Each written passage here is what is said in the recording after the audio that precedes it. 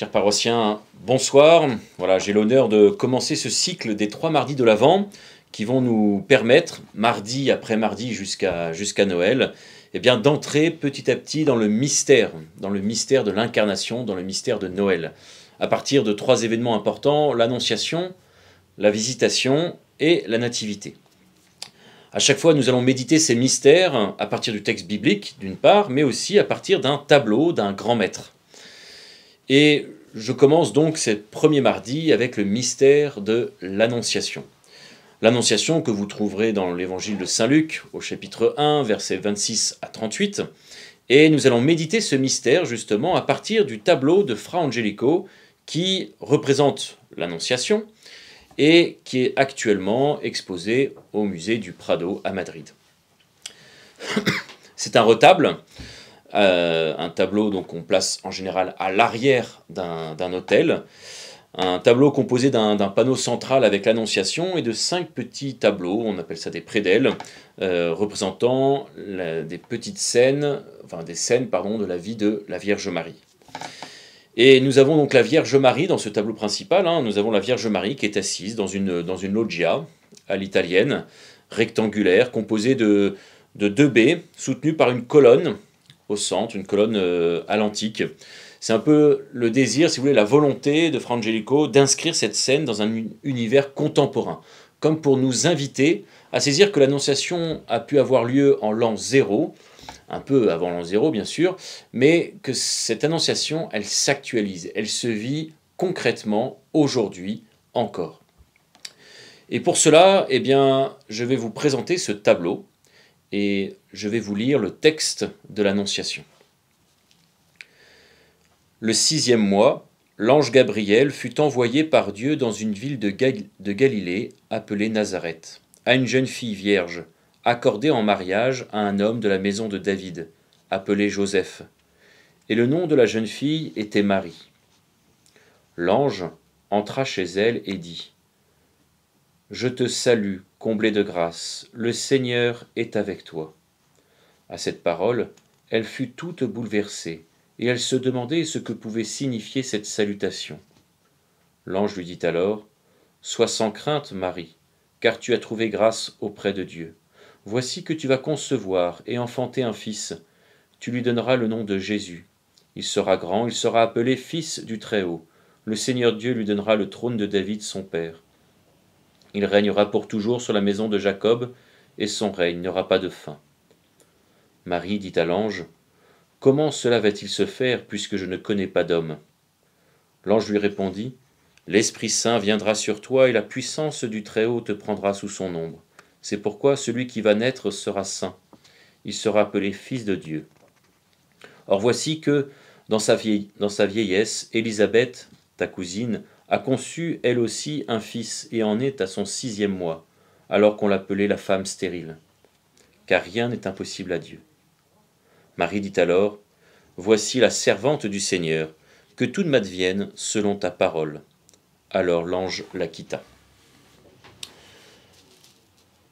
Nous sommes donc 6 mois après l'annonce faite à Zacharie, le grand prêtre, faite à Zacharie de la grossesse de son épouse Élisabeth, dite la stérile, qui va enfanter, vous le savez bien, Jean-Baptiste le précurseur.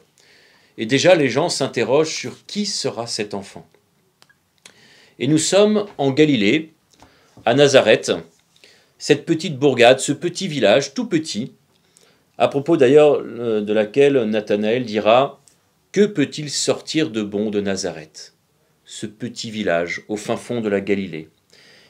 Fra Angelico, dans son tableau, alors même qu'il est maître et qu'il maîtrise les principes de la perspective, il représente Marie et l'ange Gabriel, trop grands par rapport à l'architecture. Ils ne sont pas du tout proportionnés. Et c'est un peu pour montrer que si l'ange, qui n'est pas de ce monde, ne s'insère pas comme un corps normal, il en est de même aussi pour la Vierge Marie, de qui naîtra le mystère de l'incarnation, qui échappe, si vous voulez, à toute mesure humaine. La disproportion du tableau est une manière de rendre en peinture l'acte irreprésentable, finalement, de l'incarnation, c'est-à-dire la venue de l'infini dans le fini, la venue du Créateur dans la créature. Et le parallélisme entre les deux figures, qui ont la même gestuelle, hein, ils ont tous les deux ce magnifique geste, eh bien l'axe de symétrie étant la colonne qui sépare les deux parties, et qui sépare aussi l'ange de Marie, eh bien les deux personnes semblent appartenir à deux mondes distincts. Ils occupent chacun leur propre espace. Au niveau des couleurs, nous avons l'ange qui est plutôt doré, il est entouré d'un halo de lumière, et de l'autre côté, eh bien Marie, habillée en bleu, symbole aussi de l'humanité. Autrement dit, d'un côté le monde céleste avec l'ange, de l'autre le monde terrestre avec Marie. L'Annonciation, c'est le ciel qui va à la rencontre de la terre. L'Annonciation, c'est la rencontre du Créateur avec les hommes.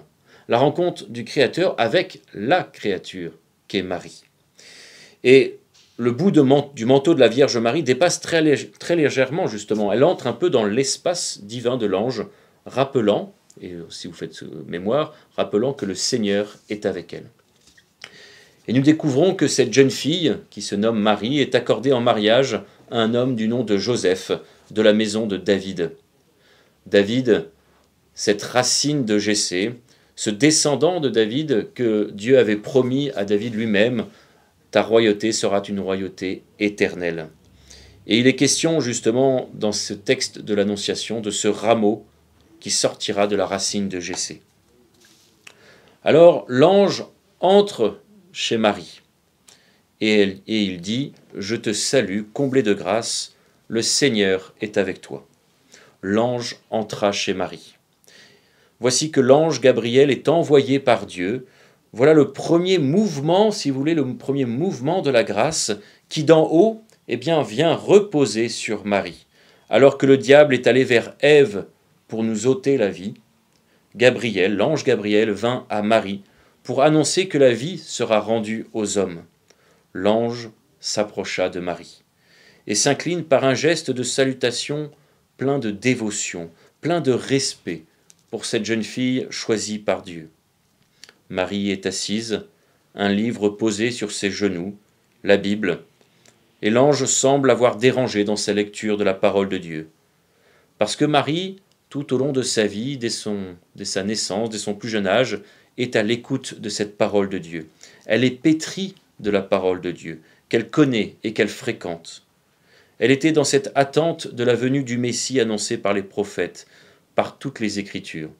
Elle était comme toutes ces jeunes filles qui attendaient la venue du Messie. Et cette parole de Dieu, c'est cette parole de Dieu justement qui prendra chair en elle. Comme dit saint Augustin, Marie a conçu par son esprit et par sa foi avant de concevoir par son corps. Marie a conçu la parole dans son cœur avant de la concevoir dans sa chair. Je te salue, comblée de grâce.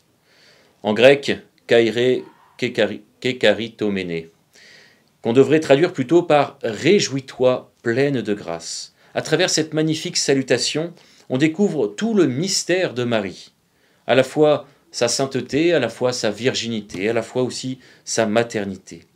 Kaire, réjouis-toi.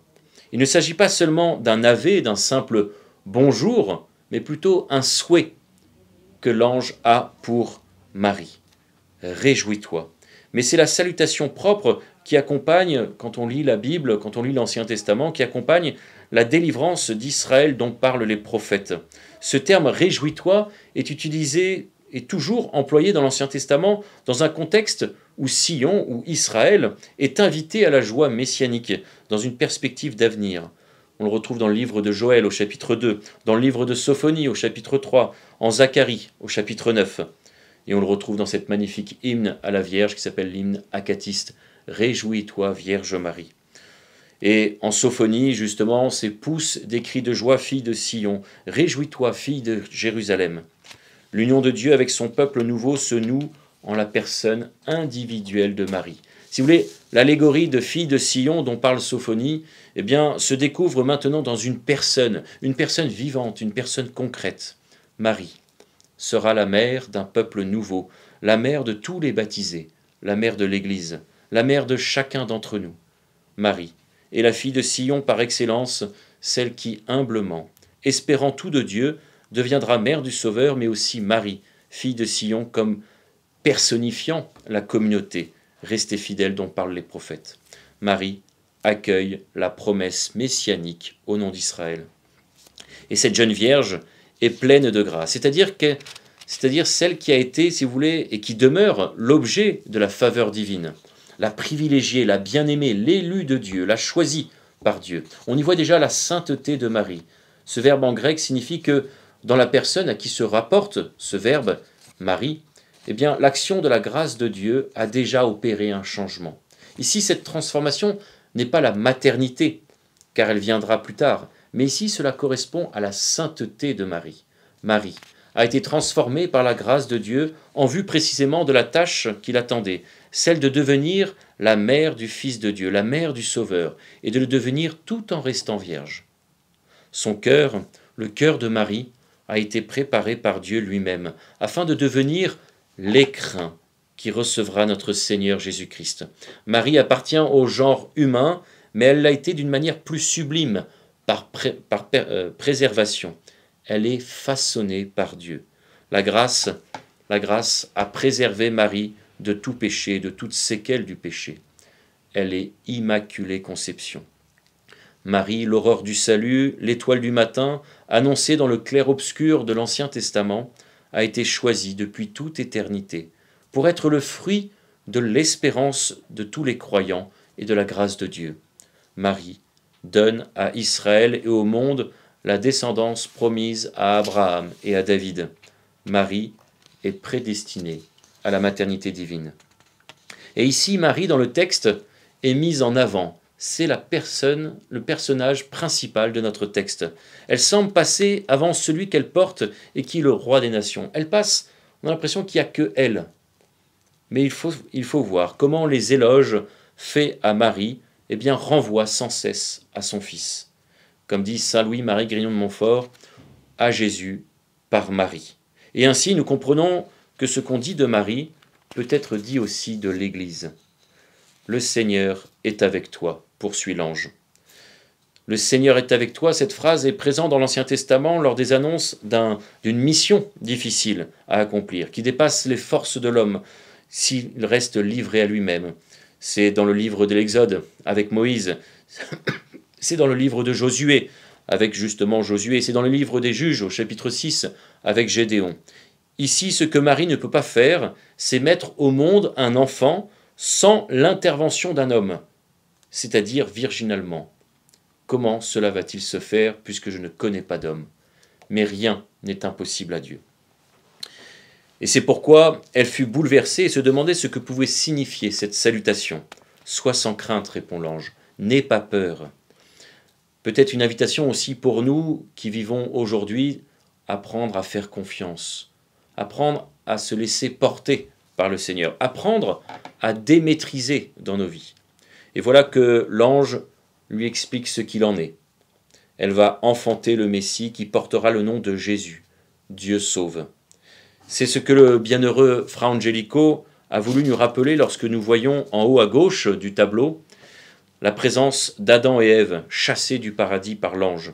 Adam et Ève qui quittent le jardin d'Éden, jardin fertile et luxuriant. Ce jardin qui est aussi d'ailleurs celui de Marie, terre admirable. Parallélisme renforcé par l'ange qui les chasse et qui porte exactement la même tenue que l'ange Gabriel. Il est beau. Il est beau aussi de voir et de contempler Ève regardant vers Marie, la nouvelle Ève. Ainsi, alors qu'une femme avait contribué à donner la mort, à mettre le péché, une femme sert à donner la vie éternelle. Marie est appelée ici de manière unique à collaborer à la réalisation du plan divin du salut pour l'incarnation de son Fils. Marie, cause de notre joie, Marie, instrument de la grâce. Alors que l'humanité est plongée dans le péché, voilà que Marie, terre admirable, nouvelle Ève, va permettre à l'homme d'être sauvé. Marie dit à l'ange, « Comment cela va-t-il se faire puisque je ne connais pas d'homme » Eh bien Marie, par cette phrase, ne doute pas du Seigneur. Elle garde cette confiance dans le Seigneur. Elle ne doute pas de ce qui s'accomplira, contrairement à Zacharie, mais elle s'informe de la manière dont tout s'accomplira. Pour croire à cette naissance incroyable et inouïe, il fallait d'abord en avoir entendu parler, qu'une vierge puisse enfanter. Et c'est pourquoi d'ailleurs, on ne peut que supposer que le livre sur ses genoux est ouvert au chapitre 7 du livre d'Isaïe, représenté d'ailleurs, si vous regardez bien, dans le médaillon au-dessus de la colonne, et qui observe eh bien, la réalisation de sa prophétie. Aussi bien le Seigneur vous donnera-t-il lui-même un signe. Voici que la Vierge est enceinte et enfante un fils, et elle lui donnera le nom de Emmanuel, c'est-à-dire Dieu avec nous, un peu comme le Seigneur est avec toi.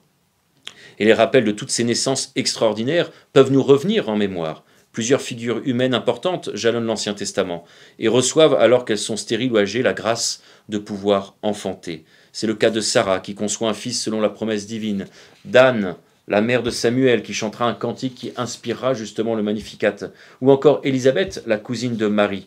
Toutes ces figures font apparaître progressivement dans une plus parfaite clarté la figure de la femme, mais la figure de la femme mère du Rédempteur. Dans cette clarté, celle-ci se trouve prophétiquement esquissée, dans la promesse d'une victoire sur le serpent faite à nos premiers parents tombés dans le péché. Marie, cause de notre joie, Marie, source de notre salut. Et il faut y ajouter les prophéties annonçant la mère du Messie. Comment cela se fera-t-il, car je ne connais pas d'homme? C'est la conception virginale qui nous est proposée ici. Dans la tradition, les pères de l'Église soutiennent que Marie a fait vœu de virginité. L'explication moderne, dans la tradition juive, le mariage est en 2 étapes. Contraction de mariage, un temps chacun dans sa famille, et puis une deuxième phase où on consomme le mariage. Marie est entre ces 2 étapes. Elle est mariée, mais ne vit pas encore avec Joseph. Et dans l'Ancien Testament, la virginité, justement, était considérée comme une infortune. Israël est humilié par ses ennemis, comme une vierge violée et déshonorée, parce qu'il est infidèle à l'égard de Dieu. Eh bien, Marie, justement, reste fidèle au Seigneur. La virginité exprime ainsi la disponibilité à entendre la parole de Dieu et à être fidèle. Et par son fiat, Marie, la toute vierge, laisse la parole de Dieu se réaliser concrètement en elle. C'est ainsi que son intégrité physique exprime son intégrité aussi intérieure. En Marie, la virginité, pour la première fois, n'est plus une malédiction, mais une bénédiction. En Marie, la virginité est signe de la foi et de don total à Dieu. Et l'Esprit Saint explique.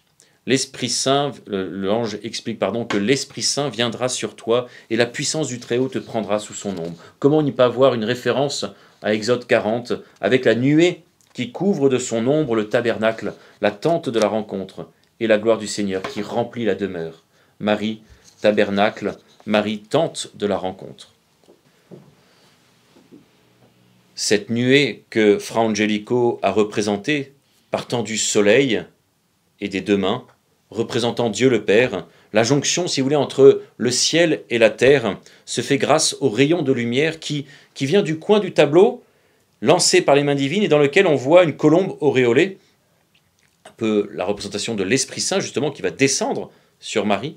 Et il trace, cette nuée, trace une diagonale sur tout le tableau pour s'arrêter au niveau de Marie. Le rayon unifie, si vous voulez, les différents espaces. Le jardin, celui de l'ange, puis celui de la Vierge. Un peu la récapitulation de l'histoire du salut, de l'humanité, de la chute d'Adam et Ève et de la rédemption. Tout est récapitulé dans ce tableau-là. Et cette nuée, d'ailleurs, ne va pas jusqu'à Marie. Il est comme suspendu. Elle n'atteint pas encore Marie dans l'attente de son acceptation, et sur lequel surfe une colombe stoppée en plein vol, dans cet espoir que Marie va dire oui. Comme dit saint Bernard dans son magnifique sermon intitulé « Ô Vierge, hâte-toi de répondre ». L'ange attend la réponse, et il est temps pour lui de retourner vers Dieu qui l'a envoyé. Mais comme dit saint Bernard, nous aussi, nous attendons, ô souveraine, une parole de pitié, nous misérables, écrasés par une sentence de damnation. Voici qu'on vient t'offrir la rançon de notre délivrance. Nous serons libérés tout de suite, si tu acceptes. Dans la parole éternelle, nous avons été créés tous, et nous voilà condamnés à mort. Dans ta brève réponse se trouve le remède qui doit nous ramener à la vie. Cette réponse, ô bonne Vierge, Adam, pitoyable, exilé du paradis avec sa postérité de misère, la réclame de toi. Abraham, David t'en supplie, tous les autres saints ancêtres sollicitent cette réponse. Tes pères, par conséquent, qui eux aussi habitent le sombre pays de la mort. Le monde entier, dans l'attente, se tient prosterné à tes genoux. Et ce n'est pas sans raison, puisque du mot que ta bouche va prononcer dépendent la consolation des malheureux, le rachat des captifs, la libération des condamnés, en un mot, le salut de l'universelle filiation d'Adam, c'est-à-dire le salut de toute ta propre race. Ô belle entre toutes les femmes, fais-moi entendre ta voix. Et voilà que Marie, alors que la création tout entière est suspendue à ses lèvres, dira cette magnifique phrase « Qu'il me soit fait selon ta parole ». Ce fiat de Marie n'est ici pas à comprendre comme une résignation, une soumission par contrainte devant quelque chose de grave et de pénible, mais plutôt un oui joyeux, un joyeux désir de collaborer à ce que Dieu prévoit pour elle. C'est la joie, si vous voulez, la joie de l'abandon total au bon vouloir de Dieu, à la volonté de Dieu. Cette joie vient répondre au caïré du début. Réjouis-toi, comblé de grâce. Mais cette conception immaculée n'empêche pas un progrès dans la vie morale, parce que la Vierge Marie avance aussi dans son pèlerinage de foi.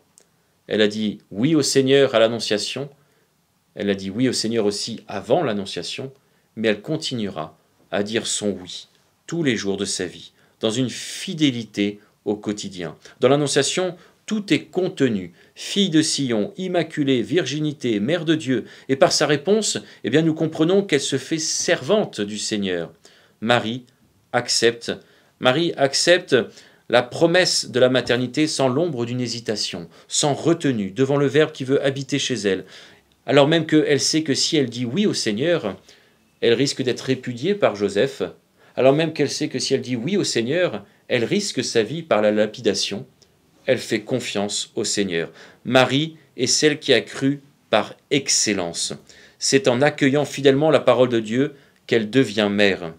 Son fiat est total. Elle donne à Dieu toute sa personne, corps et âme, afin que le Fils puisse pénétrer et s'unir à toute son humanité. Ce oui de Marie à la volonté de Dieu, dans l'obéissance de la foi, se répétera tout au long de sa vie, sans interruption, gardant toutes ces choses dans son cœur, les méditant dans son cœur. Cependant, Marie passe aussi à travers l'obscurité de la croix, pour pouvoir atteindre la lumière de la résurrection et vivre pleinement la Pentecôte. Marie, et je terminerai par là, Marie vit entièrement dans la relation avec le Seigneur. Elle vit entièrement même de la relation